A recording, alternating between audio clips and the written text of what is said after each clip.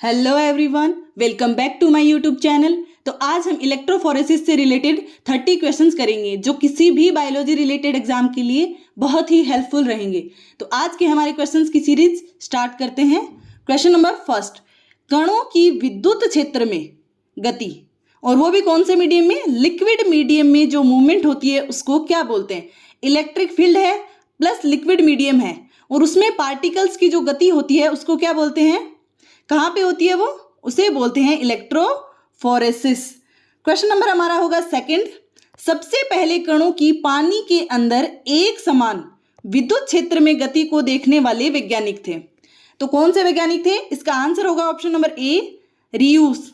और इन्होंने किस में देखे थे? क्ले पार्टिकल्स के अंदर ये गति देखी थी।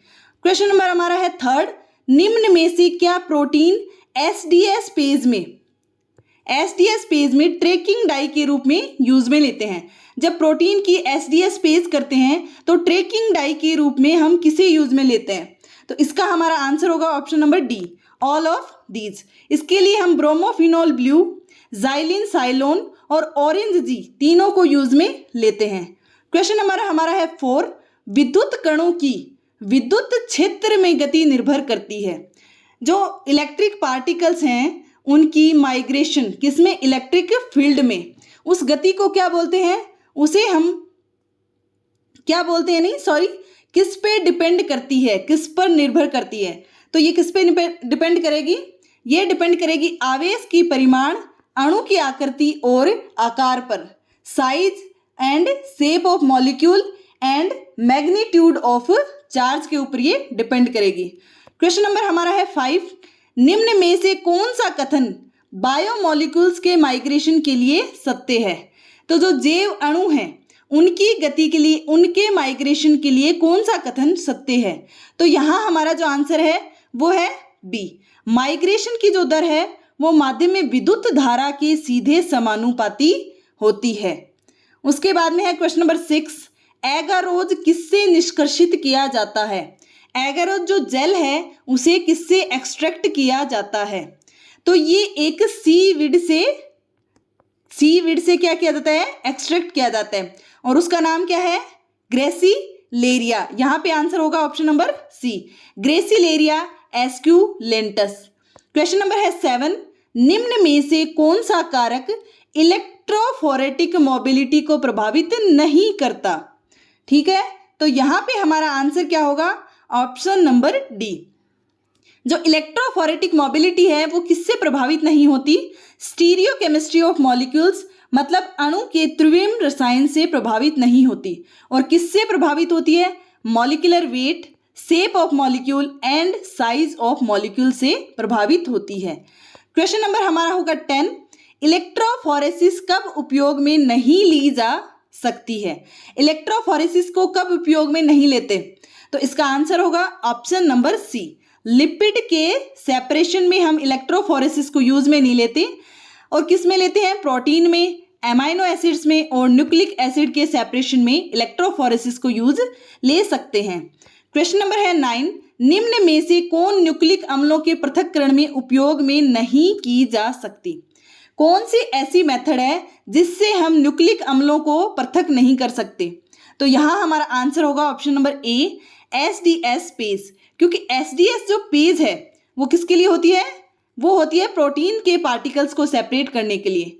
इसके अलावा पीएफजीई, पीएजीई और नॉर्दर्न ब्लॉटिंग जो है, तीनों को न्यूक्लिक एसिड अर्थात डीएनए और आरएनए को सेपरेट करने में काम में ले सकते हैं। पीएफजीई फुल फॉर्म क्या है इसकी? इसकी है पल्स फील्ड जेल इलेक्ट्रोफोरेसिस और पीएजीई की है polyacryl amide gel electrophoresis.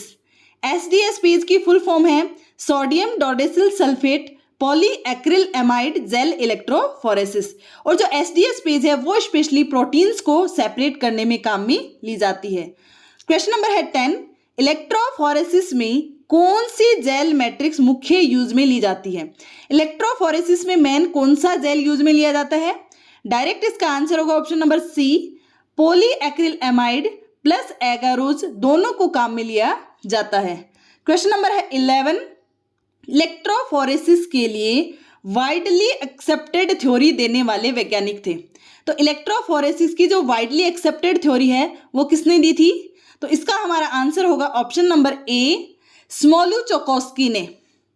Question number है 12, जेल इलेक्ट्रोफोरेसिस में कौन सी फ्लोरोसेंट डाई यूज होती है? तो जेल इलेक्ट्रोफोरेसिस में कौन सी फ्लोरोसेंट डाई को यूज में लेते हैं? इसका आंसर होगा ऑप्शन नंबर ए, ETBr, जिसकी फुल फॉर्म है इथिडियम ब्रोमाइड। और यूवी रेज की प्रेजेंस में इसको हम डीएनए को देखते हैं। क्वेश्चन नंबर है 13, पेज में जेल का पॉलीमराइजेशन किन किन के बीच में होता है?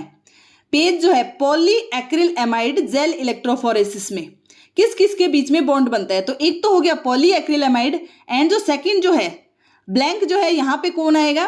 तो इसका बॉन्ड बनेगा option number D, N methylene bis acrylamide से। उसके बाद में हमारा नेक्स्ट क्वेश्चन है, इथिडियम रंजक कैसे डीएनए से जुड़ता है? तो जो इथिडियम ब्रोमाइड की हमने ऊपर बात की वो कैसे डीएनए से जुड़ता है? तो वो कैसे जुड़ता है? यहाँ आंसर होगा third, intercalated between the stacked bases. जो दो बेस होंगे कोई भी, उनके बीच में, उनके जो अंतराल हैं उनके बीच में इथिडियम जुड़ता है। फिर हमारा नेक्स्ट जो क्वेश्चन है, PFGE जो है किस आकार के डीएनए अणु को पृथक करती है? PFGE क्या है?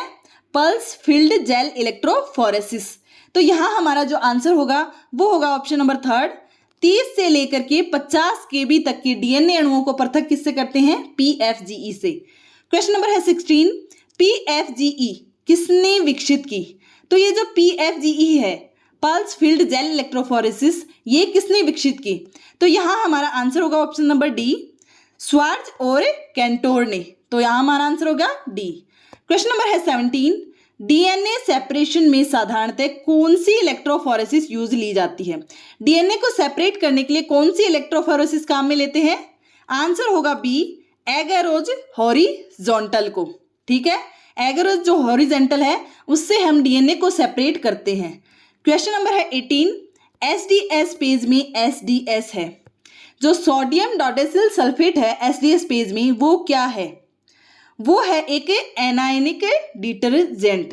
एनायनिक डिटर्जेंट मतलब है नेगेटिव चार्ज, क्योंकि जो प्रोटीन है उस पर कोई चार्ज नहीं होता, इसलिए एसडीएस जो है वो प्रोटीन को नेगेटिव चार्ज प्रोवाइड करता है। क्वेश्चन नंबर है 19, इलेक्ट्रोफोरेसिस को डेवलप करने वाले वैज्ञानिक थे। इलेक्ट्रोफोरेसिस को डेवलप करने वाले कौन से वैज्ञानिक थे? वो थे टिसेलियस। आंसर होगा ए। क्वेश्चन नंबर है 20, इलेक्ट्रोफोरेसिस में ट्रांस इल्यूमिनेटर का उपयोग होता है। तो ट्रांस इल्यूमिनेटर के रूप में हम इलेक्ट्रोफोरेसिस में किसका यूज करते हैं? वो करते हैं हम ETBr का। आंसर होगा ए। इसका यूज, ट्रांस इल्यूमिनेटर क्यों यूज करते हैं हम? इसका यूज ETBr से स्टेन्ड डीएनए को देखने में काम लेते हैं। और ट्रांस इल्यूमिनेटर कौन होता है यहाँ पे? UV rays. ठीक है, नेक्स्ट जो क्वेश्चन है हमारा वो है, एगरोज जेल कौन सा प्रभाव प्रदर्शित करता है? इलेक्ट्रोफोरेसिस में जो हम जेल यूज करते हैं एगरोज जेल, वो कौन सा प्रभाव प्रदर्शित करता है?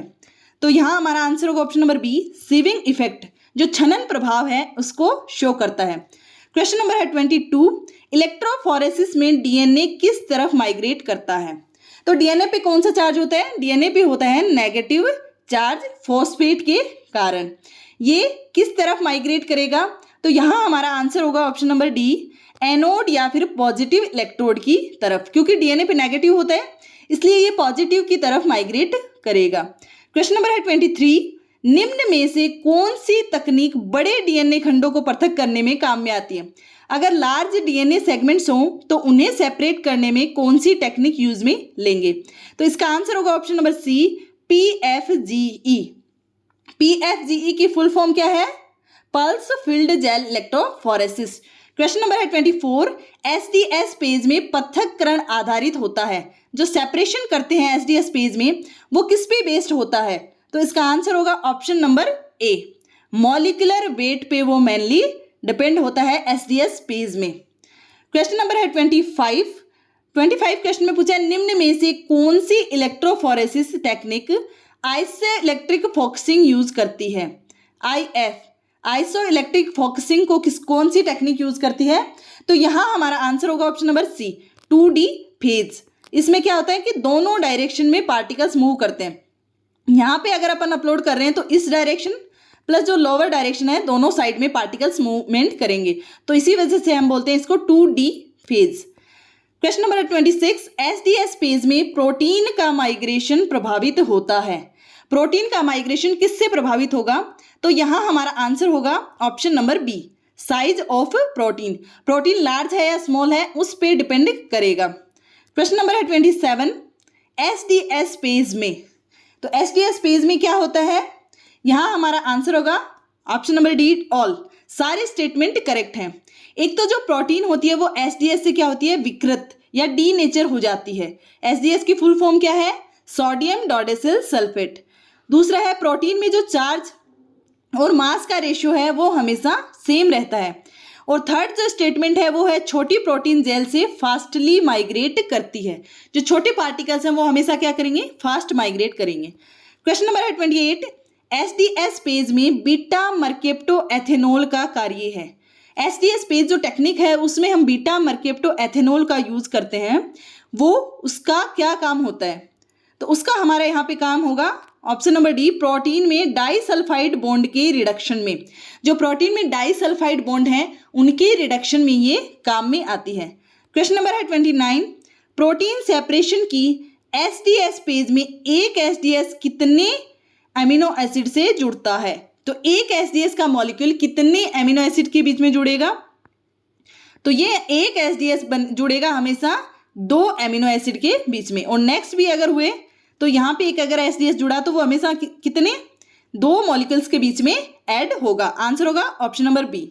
क्वेश्चन नंबर है 30, यदि डीएनए एंडोन्यूक्लियस एंजाइम द्वारा 4 स्थानों पर डाइजेस्ट किया जाता है, ठीक है, ये एक डीएनए है, इससे अगर हम 4 स्थानों पे कट करेंगे 1, 2, 3 एंड 4 और उनमें से 2 सेम लंबाई के हैं, मतलब ये वाला और ये वाला हम अज्यूम कर लेते हैं कि ये दोनों सेम लेंथ के हैं, तो इलेक्ट्रोफोरेसिस के बाद में कितने बैंड बनेंगे?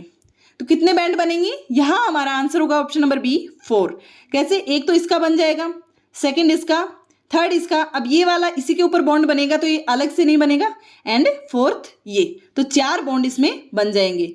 क्वेश्चन नंबर है 31, जब सभी का मॉलिक्यूलर वेट इक्वल हो तो ऐसी कंडीशन में कौन तेजी से माइग्रेट करेगा? निक्ड सर्कुलर डीएनए, ऐसा सर्कुलर डीएनए जिसके बीच में क्या हो? खांच हो, या डबल स्टैंडर्ड डीएनए, या सिंगल स्टैंडर्ड डीएनए, या फिर सुपर कोइल्ड डीएनए। तो इस क्वेश्चन का आंसर आप कमेंट सेक्शन में बताएंगे। आज का हमारा वीडियो यहीं कंप्लीट होता है। आई होप आपको वीडियो पसंद आया होगा। अगर वीडियो पसंद आया है तो वीडियो को लाइक, चैनल को सब्सक्राइब और अपने सभी बायोलॉजी फ्रेंड्स से इसे शेयर जरूर करें। Thank you.